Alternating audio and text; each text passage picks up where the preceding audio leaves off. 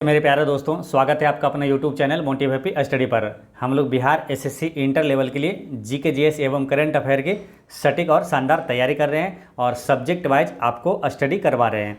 तो इसी क्रम में हम आपसे हर संडे को एक टेस्ट भी लेते हैं ताकि आप पढ़े हुए प्रश्नों को भूलें नहीं और आप कितना आपके अंदर जो कि याद करने के आप पढ़ते हैं या तो थोड़ी सी लापरवाही करते हैं, वो इसमें जाँच हो जाता है। ठीक है, तो आजकल क्या है, किसी भी एग्ज़ाम में 80% मार्क्स अगर लाते हैं तो आपका मेरिट बन जाता है। यानी कि अगर आपका एग्ज़ाम 150 नंबर का है तो उसका 80% लाते हैं, यानी कि 15×8 = 20 यानी कि 120 मार्क्स सही करते हैं तो आपकी नौकरी हो जाती है। ठीक है, तो यहाँ पर आपको 75 प्रश्न दिया जाएगा। ठीक है, 75 प्रश्न में आपको 80% सही करना है। 80% इसका निकालिएगा तो आएगा 60। ठीक है, तो 60 प्रश्न को आपको हर हाल में निश्चित रूप से सही करना है। ठीक है, लेकिन जो लोग रेगुलर क्लास कर रहे हैं उनको 90% सही करना है, यानी कि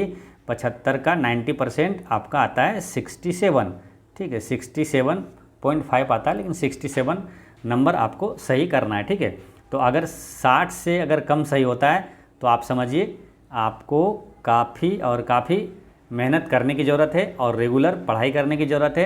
अगर 60 से कम आ जाता है तो समझिए आपकी पढ़ाई में पूरी तरह से लापरवाही है। ठीक है, तो ऐसे में नौकरी नहीं हो पाएगी। ठीक है, तो इसलिए 60 तो हर हाल में सही होना है। ठीक है, तो हम लोग स्टार्ट करते हैं और प्रत्येक प्रश्न के लिए आपको 5 सेकंड देंगे ताकि आप आंसर लिख लीजिएगा। ठीक है, और वीडियो पॉज करके आप कॉपी और पेन ले लीजिए। ठीक है, और सभी प्रश्नों का आप आंसर लिख लीजिएगा, फिर आपको हम आंसर बताएंगे। ठीक है, तो 5 सेकंड आपको देंगे, फिर आंसर बताएंगे। ठीक है, और वीडियो के लास्ट में आप बताइएगा आपका कितना सही हुआ। ठीक है, तो चलिए शुरू करते हैं। पहला क्वेश्चन है कि जब न्यायालय को पता चलता है कि किसी व्यक्ति की गैर कानूनी गिरफ्तारी हुई है तब कौन सी रीट जारी करती है। यानी कि गैर कानूनी तरीके से गिरफ्तारी हुई तो कौन सी रीट जारी किया जाता है। ठीक है, 4 ऑप्शन दिया हुआ है: प्रतिषेध, परमादेश, अधिकार परीक्षा या तो बंदी प्रत्यक्षीकरण। कौन सा आदेश जारी करता है जब गैर कानूनी गिरफ्तारी होती है। तो आपको बताए थे रीट जो कि सुप्रीम कोर्ट और हाई कोर्ट दोनों जारी करता है, और जब गिरफ्तारी जब होती है किसी को तो जो रीट जारी होता है बंदी प्रत्यक्षीकरण है ना। इसका करेक्ट आंसर है ऑप्शन नंबर 4, जो कि होता है 100 शरीर उपस्थित करना है ना। 24 घंटे के अंदर मजिस्ट्रेट के पास 100 शरीर उपस्थित होना पड़ता है। तो इसका आंसर क्या हो गया? ऑप्शन नंबर 4 हो गया। नेक्स्ट है, भारतीय संविधान में मूल कर्तव्यों को किसकी सिफारिश पर शामिल किया गया था। तो किसकी अनुशंसा पर मूल कर्तव्य को जोड़ा गया है? बलवंत राय मेहता या विवेक देवराय समिति या तो LM सिंघवी समिति या तो सरदार स्वर्ण सिंह समिति के अनुशंसा पर। किसके अनुशंसा पर मौलिक कर्तव्य को जोड़ा गया है?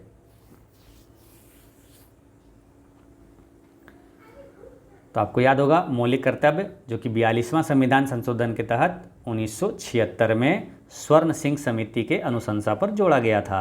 आंसर हो गया ऑप्शन नंबर 4। नेक्स्ट है,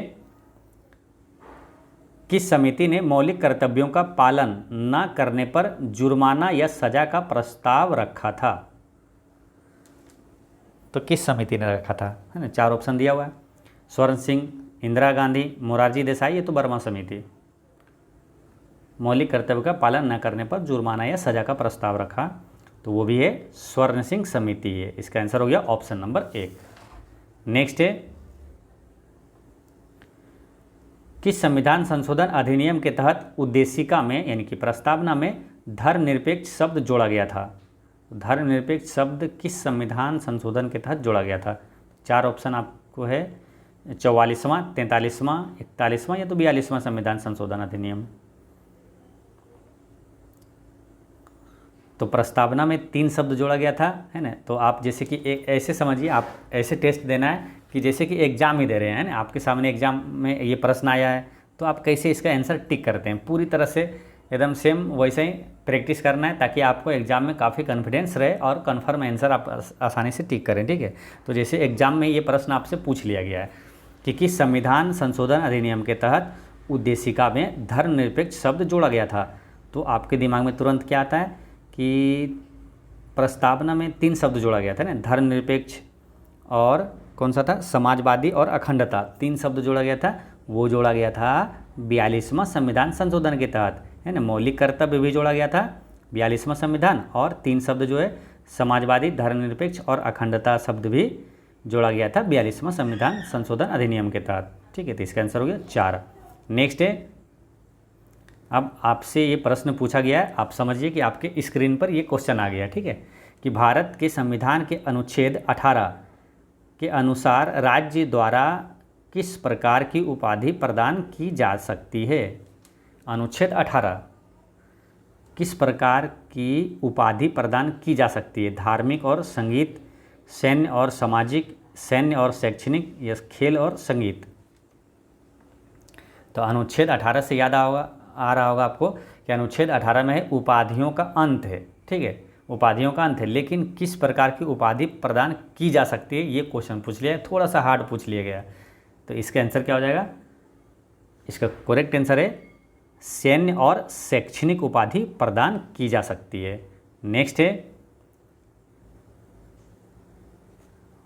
42वें संविधान संशोधन अधिनियम द्वारा भारत के संविधान की प्रस्तावना में पंथ निरपेक्ष शब्द जोड़ा गया था। तो कब जोड़ा गया था, है ना, 1978 या तो 75 या 74 या 1976। तो आपको दिमाग में तुरंत आ जाता है कि 42वां संविधान संशोधन अधिनियम हुआ था कब, ये हुआ था 1976 में हुआ था। तो 1976 में जोड़ा गया था। ठीक है, मौलिक कर्तव्य भी 1976 में ही जोड़ा गया था। और ये 3 शब्द वही समाजवादी, पंथ निरपेक्ष बोलिए या तो धर्मनिरपेक्ष बोलिए, और अखंडता, ये 3 शब्द जोड़ा गया था 42वां संविधान संशोधन अधिनियम 1976 में। नेक्स्ट है स्वर्ण सिंह समिति ने कुल मौलिक कर्तव्यों को शामिल करने का सुझाव दिया था। तो स्वर्ण सिंह समिति ने कुल कितना मौलिक कर्तव्य शामिल करने का सुझाव दिया था, 8 या 14 या 10 या तो 13। तो जो लोग पढ़ाई नहीं किए थे इसके बारे में, अगर ये क्वेश्चन कभी नहीं पढ़े तो दिमाग में आ रहा होगा 10, लेकिन आंसर क्या है इसका, ये 8 मौलिक कर्तव्य को शामिल करने का सुझाव दिया था ये। ठीक है, और लेकिन शामिल हुआ था कितना, उस समय 10 मौलिक कर्तव्य जोड़ा गया था, लेकिन सुझाव दिया था ये 8 का। इसका आंसर हो जाता है ऑप्शन नंबर 1। नेक्स्ट है निम्नलिखित में से कौन सी मौलिक कर्तव्यों की विशेषता नहीं है। तो मौलिक कर्तव्य की विशेषता कौन सा नहीं है, तो पहला ऑप्शन है वे न्याय संगत है, या वे भारतीय संस्कृति का सम्मान करने पर जोर देते हैं। पूछा था क्या, कौन नहीं है। ठीक है, वे प्रकृति में नागरिक और नैतिक दोनों है, वे विदेशियों पर लागू नहीं होते हैं। तो इसमें कौन नहीं है ये पूछा है। तो इसका आंसर क्या होगा, लिख लीजिए आप। तो इसका करेक्ट आंसर है, ये गलत है ना, इसकी विशेषता वे न्याय संगत है, ये गलत है। ठीक है, बाकी ये तीनों मौलिक कर्तव्य में आता है। नेक्स्ट है कि भारत सरकार का निम्नलिखित में से कौन सा अधिनियम काम करने का अधिकार को सुनिश्चित करता है। कौन सा अधिनियम काम करने के अधिकार को सुनिश्चित करता है। पहला ऑप्शन है महात्मा गांधी राष्ट्रीय ग्रामीण रोजगार गारंटी अधिनियम, यानी कि ये क्या है, मनरेगा। दूसरा भारतीय प्रबंधन संस्थान अधिनियम, या तो कर्मचारी भविष्य निधि विविध या प्रावधान अधिनियम, या तो नागरिकता अधिनियम। तो काम करने का अधिकार सुनिश्चित देता है, तो पहले दिमाग में आ गया होगा इसका आंसर क्या होगा। तो इसका करेक्ट आंसर है मनरेगा के तहत जो 100 दिन की काम की गारंटी देता है, तो यही इसका आंसर हो जाएगा। नेक्स्ट है, अब यहाँ टाइप 3 स्टार्ट होता है। अब यहाँ से देखिए, यहाँ आपका 52 से 60, यानी कि यहाँ था 9 क्वेश्चन। ठीक है, और यहाँ आपको 1 से 66 तक आएगा, टोटल 66 प्रश्न आएगा, यानी टोटल हो जाएगा कितना, 75। ठीक है, तो इसमें पहला क्वेश्चन है कि लोकसभा में वोटिंग के दौरान पहले चरण में कौन मत नहीं डाल सकता है। तो लोकसभा में वोटिंग के दौरान पहले चरण में कौन मत डाल नहीं सकता है। ये अध्यक्ष, या तो केंद्रीय मंत्री, या लोकसभा के सदस्य, या तो इनमें से कोई नहीं। तो इसका आंसर क्या होगा, इसका आंसर होगा लोकसभा का अध्यक्ष जो है पहले चरण में मत नहीं डालता है, ठीक है, क्योंकि इसको बचा कर रखा जाता है और जब अगर मत कभी टाई हो जाता है, दोनों का वोटिंग टाई हो जाता है, तो ये लोकसभा अध्यक्ष वोट करता है। नेक्स्ट है, भारतीय संसद के दोनों सदनों का सत्रावसान किसके द्वारा किया जाता है? तो आपको कई बार बताएं, यहाँ पर 3 प्रश्न पूछा जाता है ना, कि कौन बुलाता है और किस अनुच्छेद के तहत और कौन अध्यक्षता करता है, ठीक है। तो यहाँ पर पूछा है सत्रावसान किसके द्वारा किया जाता है, नहीं कौन बुलाता है, संसद का जो है सदनों का सत्रावसान कौन करता है?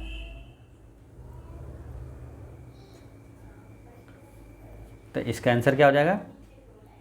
भारत के राष्ट्रपति द्वारा सत्रावसान किया जाता है। नेक्स्ट है, भारतीय संसद को कम से कम डेज मिलना चाहिए, मतलब मिलना चाहिए कम से कम कितना, वर्ष में 1 बार, या तो वर्ष में 2 बार, या तो वर्ष में 3 बार, या तो 4 बार, कम से कम कितना मिलना चाहिए? तो वर्ष में कम से कम 2 बार मिलना चाहिए। नेक्स्ट है, भारतीय संसद में कौन सी परिस्थिति में सदन किसी सदस्य की सीट को रिक्त घोषित कर सकता है? किस परिस्थिति में? यदि वह सदस्य लगातार 60 दिनों से सदन की सभी सभाओं से अनुपस्थित हो, या तो 45 दिन तक अनुपस्थित हो, या तो 30 दिन तक, या तो 21 दिन तक, मतलब कितना दिन तक वो लगातार अनुपस्थित रहेगा, तो उसको सदस्यता रद्द कर दिया जाता है। तो इसका आंसर क्या होगा? अगर लगातार 2 महीने यानी कि 60 दिन तक सभी सभाओं से अनुपस्थित रहता है, तो उसका सीट को रिक्त घोषित कर सकता है। नेक्स्ट है, भारत में प्रायः 3 संसदीय सत्र होते हैं, 3 सत्र होता है, उसमें बजट सत्र, मानसून सत्र तथा डेस, यानी कि बजट सत्र, मानसून सत्र और कौन सा सत्र होता है? तो बजट सत्र, मानसून सत्र और कौन सा होता है? शरद ऋतु सत्र, या तो ग्रीष्मकालीन सत्र, या तो शीतकालीन सत्र, या इनमें से कोई नहीं। तो इसका आंसर होगा क्या? 3 होता है संसदीय सत्र, बजट सत्र, मानसून सत्र और शीतकालीन सत्र, है ना। आंसर क्या हो गया? Option number 3। नेक्स्ट है, भारतीय संसद के दोनों सदनों की संयुक्त बैठक को कौन आहूत करता है? यानी कि दोनों सदनों की संयुक्त बैठक कौन बुलाता है? तो ये बुलाता है भारत के राष्ट्रपति। इसका आंसर क्या हो जाएगा? Option number 2। नेक्स्ट है, कौन सा विधेयक भारत के राष्ट्रपति के पूर्व अनुमति के बिना प्रस्तावित किया जा सकता है?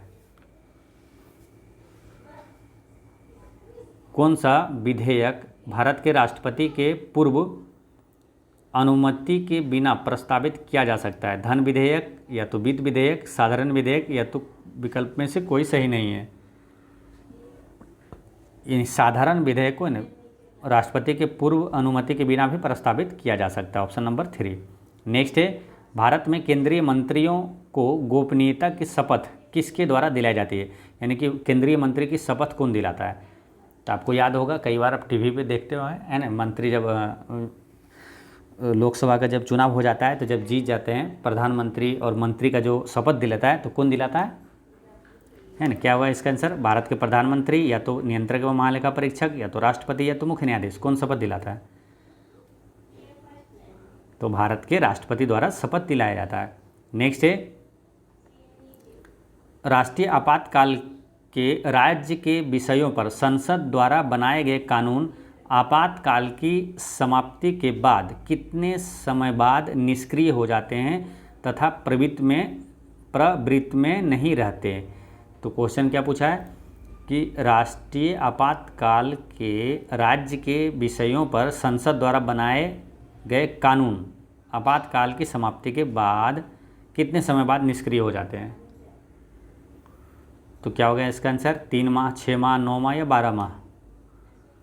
तो इसका करेक्ट आंसर है 6 माह वह निष्क्रिय हो जाता है। नेक्स्ट है, भारत ये सरकार के किस अंग में लोगों के निर्वाचित प्रतिनिधि होते हैं? सरकार के किस अंग में निर्वाचित, यानी कि निर्वाचन के तहत उसमें चुना जाता है? संचार माध्यम, विधायिकी, न्यायपालिका, या तो सभी विकल्प सही है। तो निर्वाचित प्रतिनिधि किस में होता है?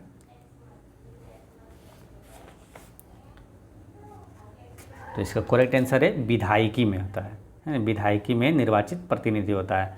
नेक्स्ट है, कि वर्ष 1975 से 77 के बीच, है ना, 1975 से 77 के बीच जो आपातकाल लगा था उस दौरान भारत के प्रधानमंत्री कौन थे? तो 1975 से 77 के बीच आपातकाल के दौरान भारत के प्रधानमंत्री कौन थे? इंदिरा गांधी, राजीव गांधी, मोरारजी देसाई या तो चौधरी चरण सिंह।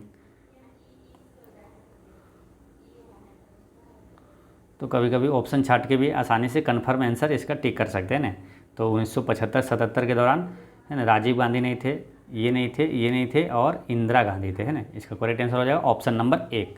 नेक्स्ट है, संसद के सदनों को बुलाने की शक्ति किसके पास है? संसद के सदनों को बुलाने की शक्ति किसके पास है?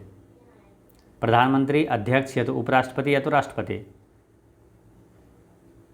तो संसद के सदनों को बुलाने की शक्ति राष्ट्रपति के पास है।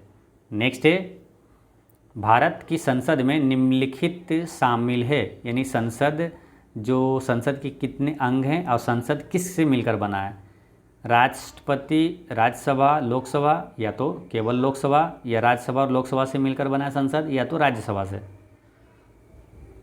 काफ़ी इजी क्वेश्चन है लेकिन महत्वपूर्ण है ना, पूछा जाता है। तो इसका आंसर क्या हो जाएगा? राष्ट्रपति, राज्यसभा और लोकसभा मिलकर संसद बनता है ना। संसद के कितने 3 अंग होते हैं? राष्ट्रपति, राज्यसभा और लोकसभा। नेक्स्ट है कि निम्नलिखित में से पॉपुलर चेंबर किसे कहा जाता है? तो 4 ऑप्शन दिया हुआ है, बताना है कि पॉपुलर चेंबर किसे कहा जाता है। राज्य विधानसभा या तो राज्यसभा या लोकसभा या तो ग्राम सभा को पॉपुलर चेंबर किसे कहा जाता है? पॉपुलर यानी कि लोकप्रिय सदन, ये कहा जाता है लोकसभा को। ठीक है, इसका आंसर हो गया ऑप्शन नंबर 3। नेक्स्ट है, लोकसभा और राज्यसभा की संयुक्त बैठक की अध्यक्षता कौन करता है? लोकसभा और राज्यसभा की संयुक्त बैठक की अध्यक्षता कौन करता है? ये सभी प्रश्नों का डिटेल में डिस्कशन कराया हुआ है। जो लोग नहीं देखें वो प्ले लिस्ट में जाकर जरूर देख लीजिएगा। जैसे यहाँ पर आया है लोकसभा और राज्यसभा की संयुक्त बैठक की अध्यक्षता कौन करता है, तो उसमें सारे क्वेश्चन बता देते हैं जितने भी अति महत्वपूर्ण हैं, जहाँ से एग्जाम में प्रश्न पूछा जाता है, यानी एक भी प्रश्न छूटेगा नहीं। तो जो लोग डिटेल डिस्कशन नहीं देखें वो प्ले लिस्ट में जाकर जरूर देख लीजिएगा। तो लोकसभा और राज्यसभा की संयुक्त बैठक बुलाता है कौन? बुलाता है राष्ट्रपति, लेकिन अध्यक्षता कौन करता है? लोकसभा के अध्यक्ष। इसका आंसर हो जाएगा ऑप्शन नंबर 1, इसका करेक्ट आंसर है। नेक्स्ट है,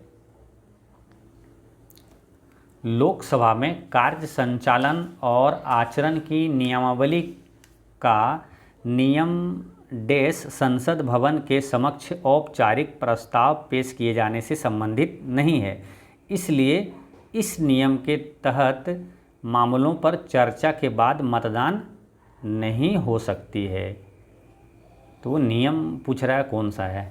ठीक है, लोकसभा में कार्य संचालन और आचरण की नियमावली का नियम यानी कि नियम कौन सा है? जो कि संसद भवन के समक्ष औपचारिक प्रस्ताव पेश किए जाने से संबंधित नहीं है, इसलिए नियम के तहत मामलों पर चर्चा के बाद मतदान नहीं हो सकती है। तो कौन सा नियम है? 158 या 186 या तो 149 या तो 193।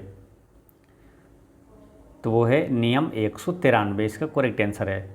नेक्स्ट है, संसद में कोई विधेयक धन विधेयक है या नहीं, इस पर अंतिम निर्णय कौन लेता है? तो कई बार इसको आप बताए हुए हम। ठीक है, तो इसका आंसर क्या होगा? ये सब प्रश्न जब आए तो किसी भी कीमत पर छूटना नहीं चाहिए, गलत नहीं होना चाहिए। कोई विधेयक धन विधेयक है या नहीं, इसका निर्णय कौन करता है? तो लोकसभा अध्यक्ष करता है। तो आंसर हो जाएगा ऑप्शन नंबर 2। नेक्स्ट है, एक वर्ष में लोकसभा के सामान्यतः कितने सत्र आयोजित किए जाते हैं? सामान्यतः 7, 5, 3, 2। तो नॉर्मली जो है सामान्यतः कितना किया जाता है? लोकसभा के सत्र कितना होता है? तो सामान्यतः होता है 3, है ना, जो कि आपको मालूम होगा। 3, इसका आंसर कैसे दिमाग में पहले आएगा? 3 होता है बजट सत्र, मानसून सत्र और शीतकालीन सत्र। ठीक है, कम से कम कितना होना चाहिए? 2 होना चाहिए। संसद के दोनों सदनों की संयुक्त बैठक की अध्यक्षता कौन करता है? तो अध्यक्षता कौन करता है? संयुक्त बैठक की अध्यक्षता लोकसभा के अध्यक्ष करते हैं। ये प्रश्न देखिए कितनी बार रिपीट हुआ है। तो एग्जाम में क्या है, ये सब प्रश्न काफ़ी बार रिपीट होते रहता है। भारत के संविधान के अनुच्छेद 3 100 और जो कि 100 का जो उपभाग जो है 3 के तहत लोकसभा की बैठक शुरू करने के लिए अपेक्षित गणपूर्ति सदन के सदस्यों की कुल संख्या का डेश होती है। तो गणपूर्ति जो कोरम होता है वो कितना होता है? 10वां भाग होता है, या तो 1 का 5वां भाग होता है, 1/3 या तो आधा होता है। तो कुल सदस्यों का जो होता है 10वां भाग होता है ना, 1/10 होता है कोरम, वो कोरम कहलाता है ना। आंसर हो गया ऑप्शन नंबर 1। नेक्स्ट है, पहली लोकसभा का पहला सत्र डेश को शुरू हुआ था। पहली लोकसभा का पहला सत्र कब शुरू हुआ था? 26 जनवरी 1950 को, या तो 15 अगस्त 1947 को, या 15 अगस्त 1951, या 13 मई 1952 को। पहली लोकसभा का पहला सत्र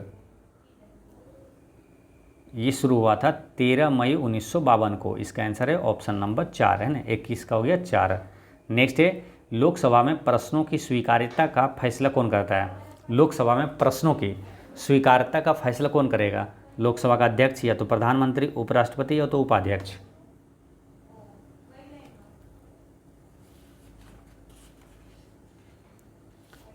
तो प्रश्नों की स्वीकार्यता करता है लोकसभा का अध्यक्ष। नेक्स्ट है, संसद के दोनों सदनों और उसकी समितियों और सदस्यों की शक्तियां, विशेषाधिकार और बचाव के बारे में मुख्य रूप से भारत के संविधान के अनुच्छेद 1 में उल्लेख किया गया है।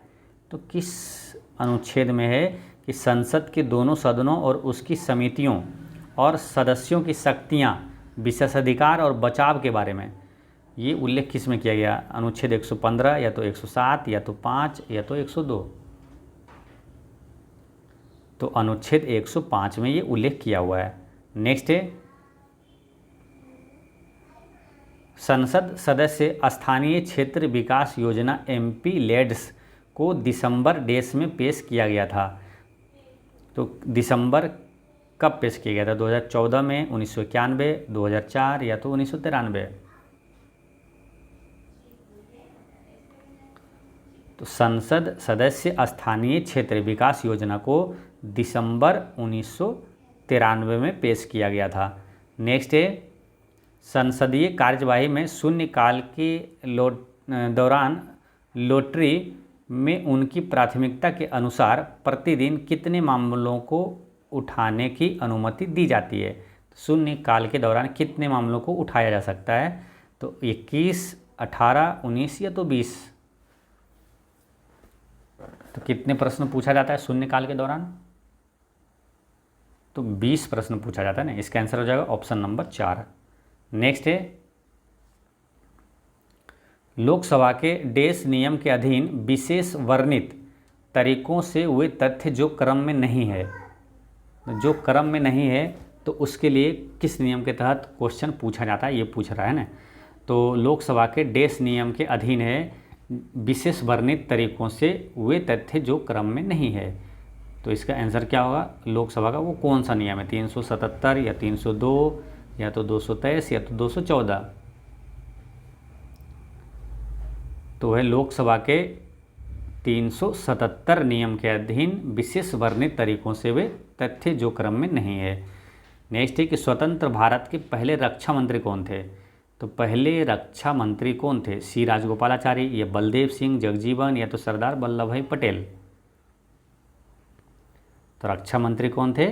आपको बताए थे रक्षा मंत्री पहले स्वतंत्र भारत का उसे बनाया गया था जिसके अंदर बल था, है ना। जिसके अंदर बल है तो चलो जो बल है वो जिसके पास वो रक्षा करेगा, यानी option number 2 Baldev Singh. Next है, निम्नलिखित में से कौन सी संसदीय समिति में राज्यसभा का कोई भी सदस्य नहीं होता है? तो कौन सी समिति में राज्यसभा का कोई सदस्य नहीं होता है? प्राक्कलन समिति, याचिका समिति, या सार्वजनिक उपक्रम संबंधी समिति, या तो लोक लेखा समिति। तो आपके दिमाग में आ गया होगा तुरंत कि प्राक्कलन समिति में केवल लोकसभा के 30 सदस्य होता है, ठीक है, यानी इसमें राज्यसभा का सदस्य नहीं होता है। ऑप्शन नंबर 1 हो गया आंसर। नेक्स्ट है, 17वीं लोकसभा का स्पीकर यानी अध्यक्ष कौन है? यानी कि अभी वर्तमान में 17वीं लोकसभा का अध्यक्ष स्पीकर कौन है? 17वीं के पूछ रहा है, ठीक है, अभी तो 18वीं चल रहा है शायद। तो 17वीं लोकसभा का अध्यक्ष कौन है? तो मीरा कुमार, या तो सोमनाथ चटर्जी, ओम बिरला, या तो सुमित्रा महाजन। तो इसका आंसर क्या हो जाएगा?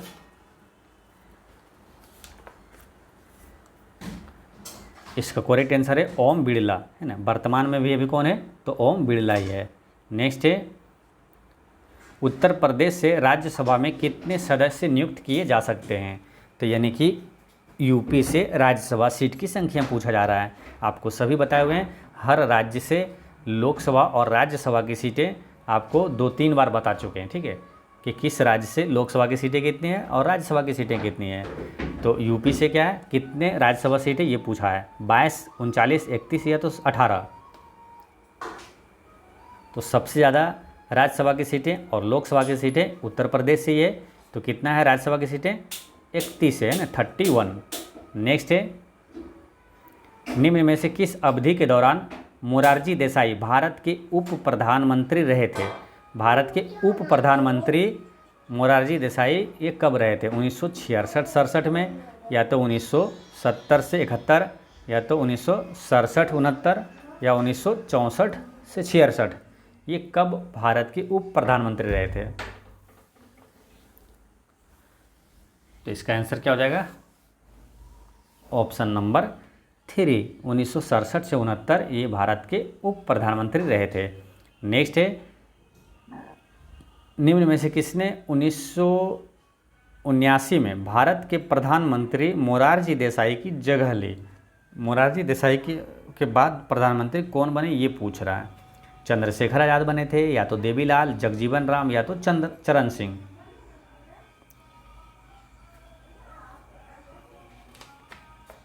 तो कौन बने थे? मोरारजी देसाई के बाद जो 1979 में प्रधानमंत्री बने थे वो चौधरी चरण सिंह बने थे। नेक्स्ट है, लोक लेखा समिति के सदस्यों को कितनी अवधि के लिए चुना जाता है? लोक लेखा समिति के लिए 1 वर्ष के लिए, 2 वर्ष के लिए, 5 वर्ष के लिए, 3 वर्ष के लिए। तो इसके बारे में जो पढ़े हैं उनके दिमाग में तुरंत आ जाता है पहले कि संसद के जो 3 प्रमुख समिति होती है, प्राक्कलन समिति, लोक लेखा समिति और सार्वजनिक उपक्रम समिति, ये तीनों समितियों के लिए सदस्य की जो अवधि होती है वो 1 वर्ष के लिए ही चुना जाता है। इसका आंसर हो जाएगा ऑप्शन नंबर 1, इसका करेक्ट आंसर है। नेक्स्ट है, महाराष्ट्र से राज्यसभा सीट कितनी ये पूछा है। महाराष्ट्र राज्य में राज्यसभा की सीट कितनी है? 19 है, या तो 10 है, या तो 31, या तो 25 सीट है। तो सबसे ज़्यादा तो आपको मालूम है यूपी से है 31, तो ये तो होगा नहीं, ठीक है। अब इससे कम वाला ही होगा, ठीक है। तो होगा 19, है ना। महाराष्ट्र में राज्यसभा सीट की संख्या कितनी है? तो 19 सीट है। नेक्स्ट है, कोई भी मंत्री कितनी अवधि तक संसद के किसी भी सदन का सदस्य न होने पर उस अवधि की समाप्ति के बाद मंत्री पद पर नहीं बना रह सकता है? ठीक है, तो क्वेश्चन क्या पूछा है? कोई भी मंत्री कितनी अवधि तक, कितने समय तक संसद के किसी भी सदन का सदस्य नहीं होने पर भी उस अवधि की समाप्ति के बाद मंत्री पद पर नहीं बना रह सकता है? तो आपको बताए थे कि कोई भी मंत्री है ना, अगर किसी सदन का सदस्य नहीं भी है तो मंत्री बना दिया जाता है, लेकिन कितने दिन के अंदर उसको सदस्यता ग्रहण करनी पड़ती, नहीं तो उसका मंत्री पद चला जाता है। तो वो है लगातार 6 महीने तक। 6 महीने तक वो मंत्री बना रह सकता है, लेकिन उसके अंदर सदस्यता ग्रहण करनी पड़ती है। आंसर हो जाएगा ऑप्शन नंबर 1। नेक्स्ट है, उपराष्ट्रपति का चुनाव लड़ने के इच्छुक उम्मीदवार को जमानत राशि के तौर पर कितनी राशि जमा करनी होती है? उपराष्ट्रपति को, है ना, उपराष्ट्रपति को कितनी जमानत राशि के रूप में दिया जाता है चुनाव लड़ने के लिए? जैसे होता है ना कि जमानत जब्त कर लिया जाता है ना, जमानत जब्त हो जाएगी, तो कितनी राशि जमानत के रूप में जमा करना पड़ता है उपराष्ट्रपति को? 25,000, या तो 20,000, 30,000, या तो 15,000।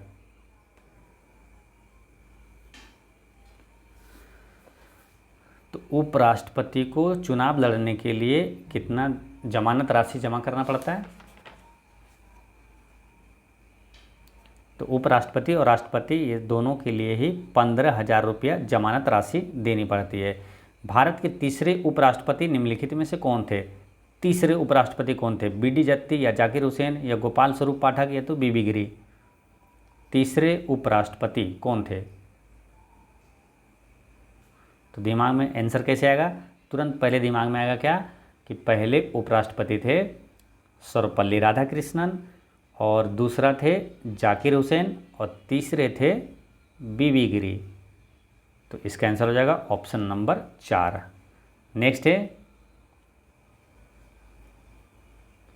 निम्नलिखित में से किसने भारत के प्रधानमंत्री के पद पर एक से अधिक कार्यकाल में सेवाएं दी है? यानी कि एक बार से अधिक बार प्रधानमंत्री बने हैं, एक से अधिक कार्यकाल में सेवाएं दी है, कौन है? राजीव गांधी, मोरारजी देसाई या इंद्र कुमार गुजराल या तो अटल बिहारी वाजपेयी? तो इसका आंसर क्या हो जाएगा? ऑप्शन नंबर 4 हो जाएगा, अटल बिहारी वाजपेयी।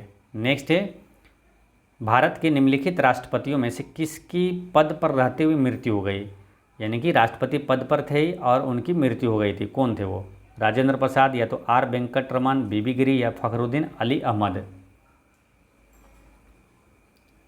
तो आप अगर पढ़े हैं, आपको याद होगा तो दिमाग में तुरंत आ जाएगा कि 2 राष्ट्रपति थे जो कोई कार्यकाल के दौरान ही उनकी मृत्यु हो गई थी। एक थे जाकिर हुसैन और दूसरे थे फखरुद्दीन अली अहमद। तो आंसर क्या हो जाएगा यहाँ पे?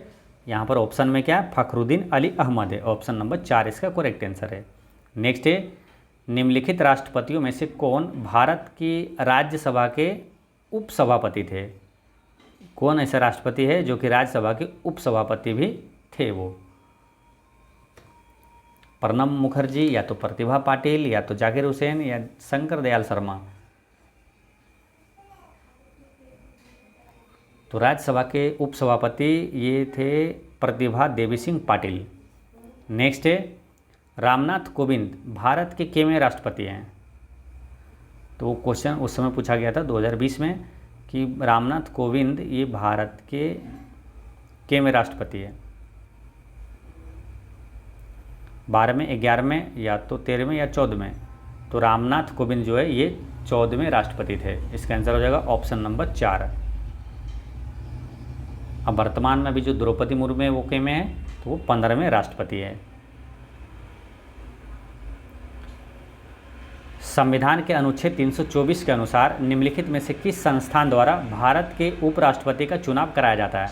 तो भारत के उपराष्ट्रपति का चुनाव किस संस्थान द्वारा कराया जाता है? अब ऑप्शन देख के भी कई आंसर हैं, आप आसानी से छांट के टिक कर देते हैं, ठीक है। तो कुछ क्वेश्चन है, बहुत सारे क्वेश्चन होता है कि आपका बस जब कॉन्फिडेंस बस रहना चाहिए कि हाँ इसका हम आंसर कर सकते हैं, सभी प्रश्नों को आंसर हम अपने दिमाग से दे सकते हैं, ये कॉन्फिडेंस होना चाहिए एग्जाम में, ठीक है। सभी प्रश्नों को जो आप नहीं भी जानते ऐसे सोचना है कि जो हम नहीं भी जानते हैं उसका भी आंसर हम अपने दिमाग से सोच के और समझ के दे सकते हैं, क्योंकि इतने दिनों से पढ़ाई कर रहे हैं तो आप मतलब हम समझ सकते हैं, दे सकते हैं आंसर, ठीक है। ये कॉन्फिडेंस रहना चाहिए।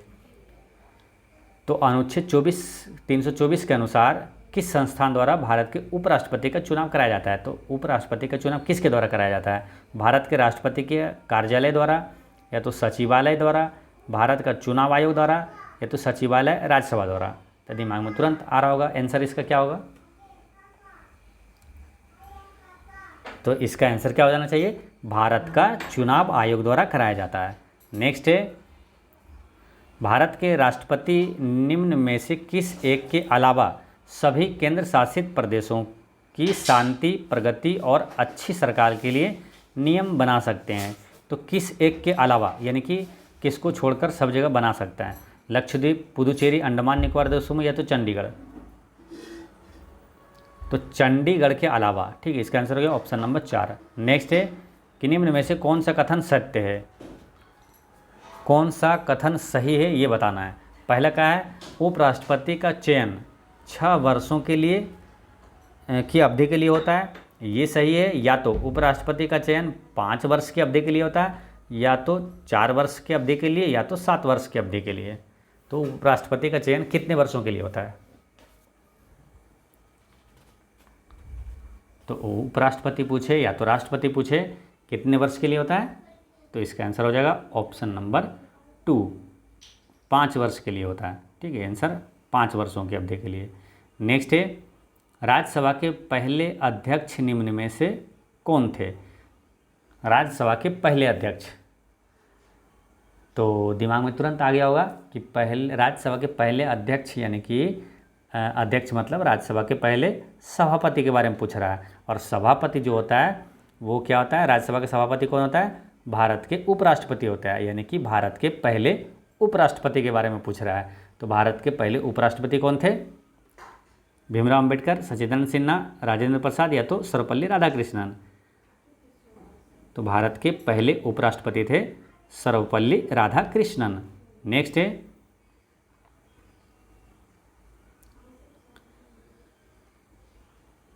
आम चुनाव 2019 तक की स्थिति के अनुसार गोवा राज्य को कितनी लोकसभा सीटें आवंटित की गई है? यानी क्वेश्चन सिंपल ये पूछा जा रहा है कि गोवा से लोकसभा सीट कितनी है। तो गोवा से लोकसभा सीट कितनी है? 12, 7, 2 या तो 5।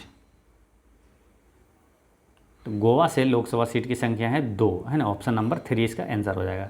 नेक्स्ट है, निम्न में से कौन सा अनुच्छेद संसद के दोनों सदनों के सत्र में न होने पर भारत के राष्ट्रपति को अध्यादेश जारी करने का अधिकार देता है? तो भारत का अध्यादेश जो राष्ट्रपति जो है अध्यादेश जारी करता है, किस अनुच्छेद के तहत अध्यादेश जारी करता है? तो जो रेगुलर क्लास कर रहे हैं उनको तुरंत 2 क्वेश्चन दिमाग में आ गया होगा कि आपको हमेशा याद करवाएं कि राज्यपाल अध्यादेश जारी करता है अनुच्छेद 213 के तहत, और इसी को जब इधर कर देते हैं तो राष्ट्रपति अध्यादेश जारी करता है अनुच्छेद 123 के तहत। आंसर क्या हो जाएगा? Option number 4। नेक्स्ट है, राष्ट्रपति के नाम पर जारी और निष्पादित किए गए आदेशों और अन्य दस्तावेजों को निम्न में से किसके द्वारा प्रमाणित किया जाना होता है? राष्ट्रपति के नाम पर जारी और निष्पादित किए गए आदेशों और अन्य दस्तावेजों को किसके द्वारा प्रमाणित किया जाना होता है? संबंधित मंत्री द्वारा या राष्ट्रपति द्वारा या उस प्रकार से जो कि राष्ट्रपति द्वारा बनाए गए नियमों में निर्दिष्ट किए गए अनुसार हो या तो प्रधानमंत्री द्वारा। तो राष्ट्रपति के नाम पर जारी जो आदेश होता है किसके द्वारा जांच किया जाता है? इसका आंसर क्या होगा? आप अपना लिख लीजिए क्या होगा इसका आंसर। तो इसका करेक्ट आंसर है कि उस प्रकार से जो कि राष्ट्रपति द्वारा बनाए गए नियमों में निर्दिष्ट किए गए अनुसार हो, है ना। इसका आंसर ऑप्शन नंबर 3 होगा। नेक्स्ट है कि निम्नलिखित में से कौन सा संसदीय प्रश्न का एक प्रकार नहीं है? यानी कि संसद में जो प्रश्न पूछा जाता है वो इसमें से कौन एक प्रकार नहीं है? किस टाइप के प्रश्न नहीं पूछा जाता है? जैसे अल्प सूचना प्रश्न, दीर्घ सूचना प्रश्न, तारांकित प्रश्न या तो अतारांकित प्रश्न। कौन सा है इसमें जो कि नहीं पूछा जाता है इस टाइप का? तो ये दीर्घ सूचना प्रश्न ये नहीं होता है, ठीक है। बाकी अल्प सूचना प्रश्न होता है संसद में, तारांकित प्रश्न होता है और तारांकित प्रश्न होता है, लेकिन दीर्घ सूचना प्रश्न नहीं होता है। नेक्स्ट है, भारत के राष्ट्रपति के बारे में निम्नलिखित में से कौन सही नहीं है? तो राष्ट्रपति के बारे में कौन सही नहीं है, तो इसको पढ़ेंगे तो आंसर आ जाएगा दिमाग में तुरंत। राष्ट्रपति का कार्यकाल 5 वर्ष का होता है, ठीक है। दूसरा है कि वे संसद के एक अंग होते हैं। संसद द्वारा पारित प्रत्येक विधेयक कानून बनने से पहले राष्ट्रपति के पास उनकी स्वीकृति के लिए भेजा जाता है। फिर उनके पास वीटो पावर यानी शक्ति होती है जिसके द्वारा संसद द्वारा पारित धन विधेयक सहित अन्य विधेयकों को अपने पास रोके रख सकते हैं या स्वीकृति देने से मना कर सकते हैं। तो उनके पास वीटो पावर होता है क्या? अब बताना इसका आंसर कौन सा सही नहीं है। तो इसका आंसर ऑप्शन नंबर 4 ही सही नहीं है। जो उनके पास वीटो पावर होता है जो कि धन विधेयक को रोक सकता है और उसको मना कर सकता है, ये गलत है।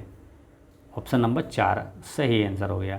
नेक्स्ट है, राष्ट्रपति की परिलब्धियां तथा भत्ता और उनके कार्यालय से संबंधित अन्य व्यय भारत के देश में प्रभारित किए जाते हैं। तो राष्ट्रपति का जो वेतन भत्ता ये सब कहाँ से नहीं मिलता है? 4 ऑप्शन दे दिया गया आपको। आकस्मिक निधि, प्राक्कलन निधि, संचित निधि, लोक लेखा कोष। तो इसका आंसर क्या हो जाएगा? ऑप्शन नंबर 3 है संचित निधि से। नेक्स्ट है, भारत के उपराष्ट्रपति के बारे में निम्नलिखित में से कौन सा कथन गलत है? उपराष्ट्रपति के बारे में तो पढ़ते हैं ऑप्शन। राज्य विधानमंडल के सदस्य इनके चुनाव में भाग नहीं लेते हैं। फिर वह राज्यसभा के पदेन सभापति के रूप में कार्य करते हैं। उपराष्ट्रपति का चयन 5 वर्ष के लिए होता है।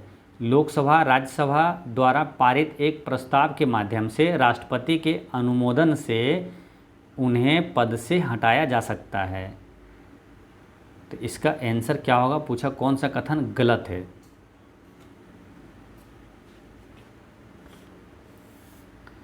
तो देखिए, पहले इसमें क्या सोचेंगे, राज्य विधानमंडल के सदस्य इनके चुनाव में भाग नहीं लेते हैं, ये सही है, ठीक है, क्योंकि राज्य विधानमंडल के जो सदस्य हैं वो राष्ट्रपति के चुनाव में भाग लेते हैं।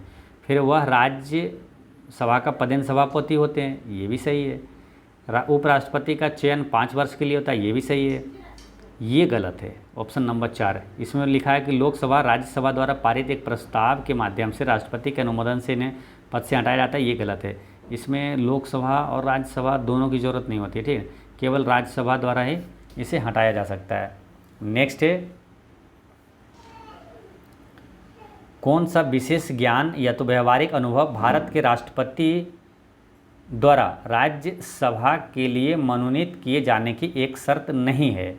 जैसे कि क्वेश्चन क्या पूछा जा रहा है कि जो राज्यसभा में राष्ट्रपति जो मनोनीत करते हैं 12 सदस्यों को, उसमें से ये कौन सा वो शर्त नहीं है जो मनोनीत करते हैं? आपको एक चीज़ ध्यान होगा, जैसे कुछ क्षेत्र में वो उत्कृष्ट होता है, वो क्षेत्र में प्रसिद्धि हासिल किया रहता है, तो उसको राष्ट्रपति राज्यसभा का सदस्य बना देते हैं, ठीक है।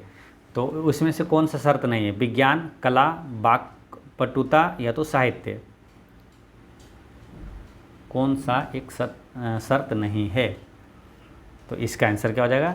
ऑप्शन नंबर 3 है ना। दिमाग में ऐसे आ जाता है कि विज्ञान के क्षेत्र में अगर कोई उत्कृष्ट कार्य किया है तो उसको मनोनीत किया जा सकता है, कला के क्षेत्र में भी किया जाता है, साहित्य के क्षेत्र में उत्कृष्ट उसको भी किया जाता है, लेकिन वाक्पटुता ये नहीं है, ठीक है।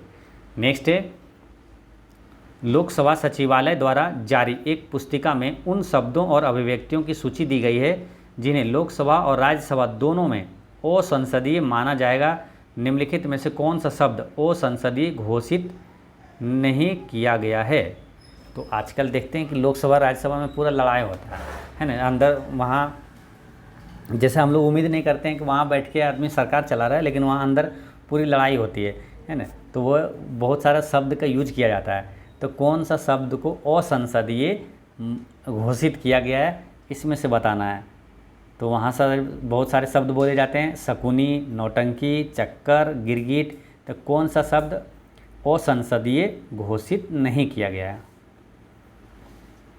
तो शकुनी को किया गया है, नौटंकी किया गया है, गिरगिट की तरह रंग बदलता है ना, ये सब शब्द यूज किया जाता है, तो इसको भी असंसदीय घोषित किया गया। चक्कर को नहीं किया गया, चक्कर अभी चलेगा, ठीक है, तो ये नहीं किया गया। ऑप्शन नंबर 3 सही है। नेक्स्ट है, संसदीय प्रणाली के तहत राष्ट्रीय स्तर पर सरकार कौन चलाता है? तो ये सब क्या है, आंसर आप अपने दिमाग से भी मार सकते हैं, कभी नहीं भी पढ़ें तो राष्ट्रीय स्तर पर सरकार कौन चलाता है? ऑप्शन जब देखेंगे थोड़ा हिंट आपको मिल जाएगा।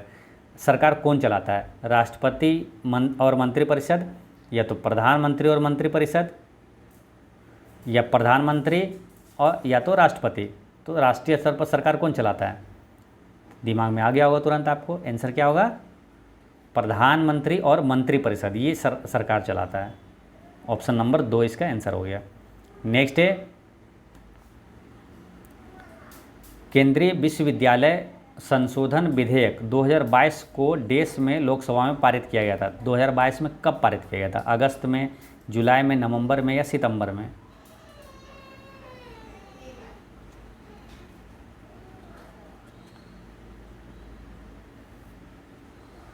तो इसको किया गया था अगस्त 2022 में। नेक्स्ट है, भारत के राष्ट्रपति का चुनाव देश द्वारा किया जाता है। तो भारत के राष्ट्रपति के चुनाव में कौन कौन शामिल होता है ना, ये आपको बताना है। केवल राज्य विधानसभाओं के सदस्य, या केवल संसद के दोनों सदनों से निर्वाचित, या तो केवल राज्यसभा के सदस्य, या तो संसद के दोनों सदनों के निर्वाचित सदस्यों, और राज्य विधानसभाओं के सदस्य। इसका कौन सा ऑप्शन सही है?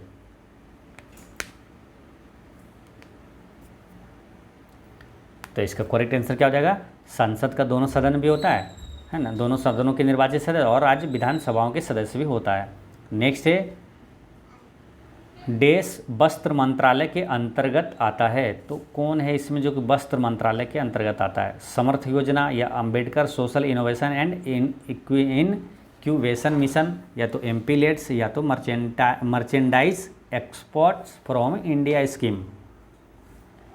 वस्त्र मंत्रालय के अंदर कौन आता है? तो ये समर्थ योजना। नेक्स्ट है देश के राष्ट्रपति को उनके पद से हटाने को देश के रूप में माना जाता है, तो इसका आंसर भी आसानी से आप ऑप्शन देख के टिक कर सकते हैं। देश के राष्ट्रपति को उनके पद से हटाने को क्या कहा जाता है? महाभियोग, या सेवाओं की समाप्ति, त्यागपत्र, या सेवाओं से स्वैच्छिक सेवानिवृत्ति। तो पद से जब हटाने की प्रक्रिया जो है वो महाभियोग कहलाता है। नेक्स्ट है निम्नलिखित में से किस मामले में लोकसभा और राज्यसभा को समान शक्तियां प्राप्त नहीं है? तो किस मामले में दोनों को समान शक्तियां प्राप्त नहीं है? सर्वोच्च न्यायालय और उच्च न्यायालय के न्यायाधीशों पर महाभियोग चलाने की, या तो राष्ट्रपति पर महाभियोग चलाने की, या तो संवैधानिक संशोधन की, या धन विधेयक पारित करने की। मतलब किस मामले में दोनों को समान शक्ति प्राप्त नहीं है?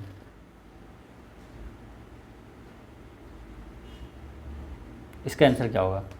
तो आपको दिमाग में एक चीज़ ऑप्शन से दिमाग में आ रहा होगा कि जो धन विधेयक है ये केवल लोकसभा में पेश किया जाता है, ठीक है, तो इसमें राज्यसभा का वैल्यू नहीं रहता है। तो इसका आंसर हो जाएगा ऑप्शन नंबर 4। नेक्स्ट है भारत में पहली बार प्राक्कलन समिति का गठन किस वर्ष में किया गया था? तो प्राक्कलन समिति का गठन कब हुआ था ये पूछा है। 1948 में हुआ, या तो 1950 में, 1947 में, या 1949 में।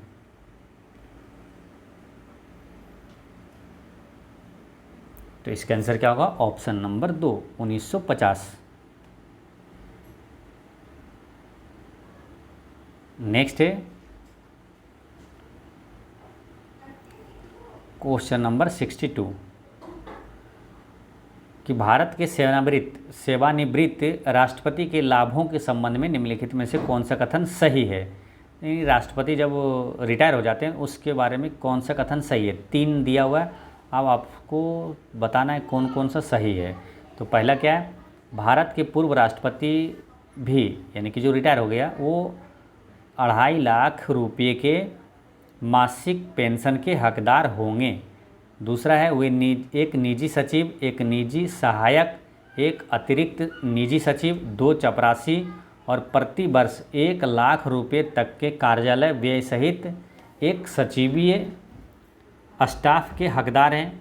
फिर तीसरा है वे रेल, हवाई और स्टीमर द्वारा एक व्यक्ति के साथ भारत में कहीं भी उच्चतम श्रेणी की निःशुल्क यात्रा के भी हकदार हैं। तो ये इसका आंसर क्या होगा? केवल एक ए बी सही है, या तो केवल बी सी, या तो केवल ए सी, या तो तीनों सही है। तो इसका आंसर आपको बताना है ना। इसका आंसर आप लिख लीजिए क्या होगा।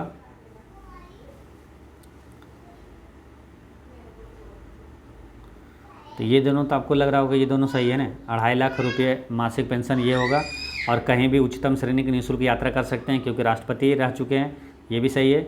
और ये भी सही है ना, कि वो एक निजी सचिव, एक निजी सहायक, एक अतिरिक्त निजी सचिव, 2 चपरासी और प्रति वर्ष 1 लाख रुपये उनको कार्यालय खर्च के लिए मिलता है, और एक सचिवीय स्टाफ के हकदार हैं, ये भी सही है, ठीक है। यानी कि ऑप्शन नंबर क्या हो जाएगा? ऑप्शन नंबर 4 इसका करेक्ट आंसर है। ए, बी और सी तीनों सही है। नेक्स्ट है भारत में निम्नलिखित में से कौन सा विधेयक राज्यसभा में पुनर्स्थापित नहीं किया जा सकता है? कौन सा विधेयक है कि राज्यसभा में पुनर्स्थापित नहीं किया जा सकता है? संविधान संशोधन और साधारण विधेयक दोनों, या तो संविधान संशोधन विधेयक, या धन विधेयक, या तो साधारण विधेयक।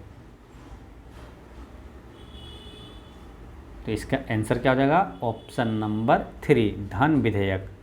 नेक्स्ट है दलित वर्गों को प्रांतीय और केंद्रीय विधायी परिषदों में आरक्षित सीटें कब मिली? हालांकि उनके लिए मतदान सामान्य निर्वाचन क्षेत्रों में ही होना था। दलित वर्गों को प्रांतीय और केंद्रीय विधायी परिषदों में आरक्षित सीटें कब मिली? सितंबर 1930 में या नवंबर 1932 या सितंबर 1932 या तो नवंबर 1930। तो ये मिला था सितंबर 1932 में। इसका आंसर है ऑप्शन नंबर 3। नेक्स्ट है आर्थिक रूप से कमज़ोर वर्ग यानी कि EWS श्रेणी के अंतर्गत केंद्र सरकार की नौकरियों में 10% आरक्षण उन लोगों के लिए उपलब्ध है जिनकी पारिवारिक आय डैश से कम है। तो जो EWS बनाए होंगे उनको तो आंसर दिमाग में तुरंत आ गया होगा कि उसकी पारिवारिक आय कितना से कम होना चाहिए। 10 लाख रुपए से कम, या तो 8 लाख रुपए से कम, या तो 3 लाख रुपए से कम, या तो 5 लाख रुपए से कम। यानी कि पारिवारिक आय कितना लाख रुपए से अधिक नहीं होना चाहिए, उससे कम होना चाहिए। तो जो EWS है वो बनता है किसके लिए, वो आंसर क्या हो जाएगा इसका, ऑप्शन नंबर 2, 8 लाख रुपए से कम होना चाहिए। नेक्स्ट है, और ये है आपका आखिरी प्रश्न है, 75वां प्रश्न ये है कि निम्नलिखित में से कौन सा केंद्रीय मंत्रालय केंद्र और राज्य या तो केंद्र शासित प्रदेशों में विभिन्न राजनीतिक दलों के अखिल भारतीय सचेतकों का आयोजन करता है जो विधायिकाओं के व्यवहारिक कामकाज से संबंधित है। तो ऑप्शन दिया हुआ है गृह मंत्रालय, सूचना एवं प्रसारण मंत्रालय, संसदीय मंत्रालय या तो मानव संसाधन। क्वेश्चन एक बार फिर समझिए कि निम्नलिखित में से कौन केंद्रीय मंत्रालय केंद्र और राज्यों और केंद्र शासित प्रदेशों में विभिन्न राजनीतिक दलों के अखिल भारतीय सचेतकों का आयोजन करता है जो विधायकों के व्यवहारिक कामकाज से संबंधित है। गृह मंत्रालय या सूचना एवं प्रसारण मंत्रालय या तो संसदीय कार्य मंत्रालय या मानव संसाधन। तो इसका करेक्ट आंसर है ऑप्शन नंबर 3, संसदीय कार्य मंत्रालय। ठीक है, तो इस तरह से आपका टोटल 75 प्रश्न होता है समाप्त। और आपका कितना सही हुआ तो कमेंट जरूर कीजिएगा, चाहे कितना भी सही हो, है ना, कोई दिक्कत नहीं है। अगर किसी के कम भी सही हुआ वो भी कमेंट कीजिएगा, लज्जाना नहीं है, आप कमेंट कीजिएगा। इससे क्या होगा, आपका कॉन्फिडेंस थोड़ा सा ज़रूर है कि पढ़ने के प्रति आपकी जिज्ञासा बहुत जगेगी और आप ज़रूर है कि 60+ लाने ज़रूर लगिएगा। ठीक है, तो मिलते हैं नेक्स्ट वीडियो में। पढ़ते रहें, मुस्कुराते रहें। जय हिंद दोस्तों।